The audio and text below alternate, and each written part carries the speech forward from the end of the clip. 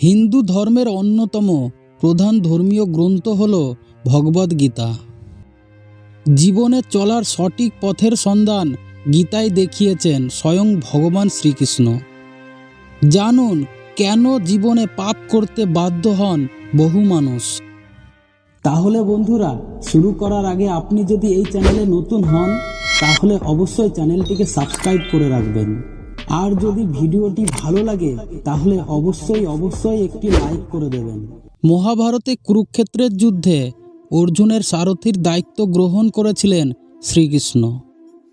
তিনি এই মহাযুদ্ধে অস্ত্র ধারণ করেননি, তবে অর্জুনকে প্রতি মুহূর্তে উপদেশ দিয়ে যুদ্ধে জয় লাভ করার সাহায্য করেছিলেন সখা শ্রীকৃষ্ণ।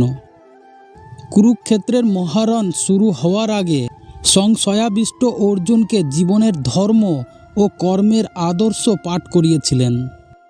তৃতীয় পাণ্ডবকে দেওয়া শ্রীকৃষ্ণের এই বাণী গ্রন্থিত আছে শ্রীমদ্ ভগবদ্ গীতা নামে। গীতা হলো জীবনের সঠিক দর্শন। সব সমস্যার সমাধান এবং সব প্রশ্নের উত্তর গীতায় খুঁজে পাওয়া যায়। তাই এত হাজার বছর কেটে গেলেও গীতায় দেখানো জীবন দর্শন আজও আমাদের পথ দেখায়। গীতায় শ্রীকৃষ্ণ জানিয়েছেন কেন জীবনে পাপ করতে বাধ্য হন বহু মানুষ এবং সেই পাপের গ্রাস থেকে কিভাবে নিজেকে মুক্ত করা সম্ভব। গীতায় অর্জুন প্রশ্ন করেছেন, হে কৃষ্ণ, মানুষকে দিয়ে কে পাপ করায়? সেই মানুষ পাপ করতে না চাইলেও যেন বাধ্য হয় পাপ কর্মে রত হতে। উত্তরে শ্রীকৃষ্ণ বলেছেন, মানুষের লোভ ও কায়েমি স্বার্থ তাকে দিয়ে পাপ কাজ করিয়ে নেয়।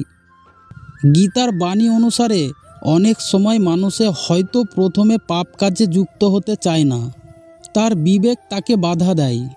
কিন্তু মানুষের মনের লোভ যখন ডালপালা মেলে তখন বিবেকের বোধ হারিয়ে যায়। নিজের লোভ ও লালসাকে চিরতার্থ করতেই পাপ কাজে নিজের হাত কর্দমাক্ত করেন মানুষ। মনের লোভ ও কায়েমি স্বার্থকে সাধারণ মানুষের পক্ষে জয় লাভ করা খুবই কঠিন। লোভ ও লালসাকে নিয়ন্ত্রণ করতে না পারার কারণেই পাপ কাজ করতে বাধ্য হন মানুষ। আর একবার পাপ কাজে যুক্ত হলে বারবার সে পাপ কর্মে রত হয় এবং ধীরে ধীরে পাপের সাগরে নিমজ্জিত হয়ে পড়ে। গীতায় শ্রীকৃষ্ণ বলেছেন যে লোভ থেকে আমাদের মনে জন্ম নেয় রাগ, আর রাগ থেকে জন্ম নেয় সংশয়। মনে সংশয় দেখা দিলে মানুষের মনে বুদ্ধিবৃত্তি হারিয়ে যায়, আর বুদ্ধি হারিয়ে গেলে মানুষ নিজেও ধ্বংসপ্রাপ্ত হয়।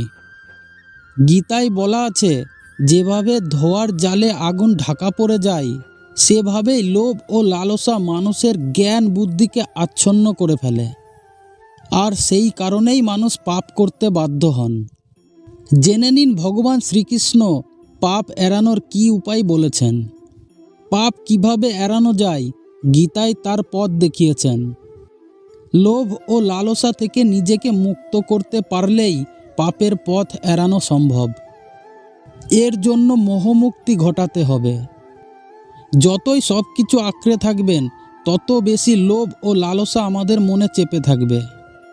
তাই ত্যাগ করতে শিখুন। পাপ থেকে মুক্তি পাওয়ার একটাই সবথেকে বড় উপায়।